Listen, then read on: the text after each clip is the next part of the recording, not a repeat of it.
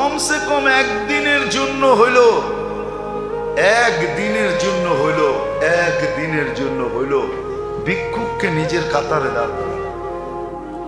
ওর মুখে হাসি ফুটা। আপনি জানেন না, কাহিনী হয়তো শুনছেন, কিন্তু আপনার ভিতরে অনুভূতি আসে নাই।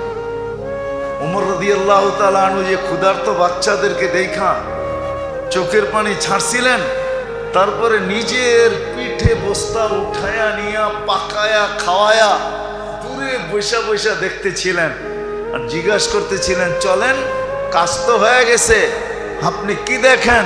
বলে, কাঁদতে দেখছি, এখন একটু হাসতে দেখতে চাই। এই অনুভূতিটা আপনার ভিতরে নাই, আপনার আমার ভিতরে নাই। মাল আছে, ধন আছে, সম্পদ আছে, কিন্তু এই ভিতরের ফিলিংস, এই অনুভূতিটা নাই যে কাঁদতে দেখা লোকগুলাকে হাসতে দেখতে কত মজা লাগে।